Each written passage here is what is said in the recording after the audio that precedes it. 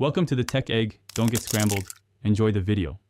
In this video, I will show how to make canned chili beans full guide.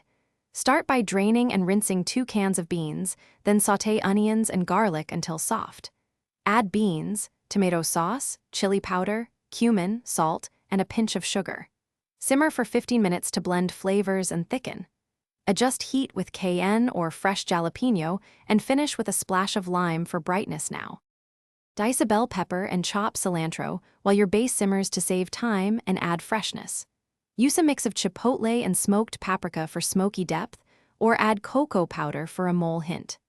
Stir in cooked ground beef or keep it vegetarian with extra beans. Taste and balance acidity with a splash of apple cider vinegar and finish with chopped cilantro and a dollop of sour cream if desired. Cool chili beans before storing to prevent condensation and spoilage. Refrigerate in an airtight container for up to 4 days or freeze in portions for up to 3 months. Reheat gently on the stove, adding a little water or broth if too thick.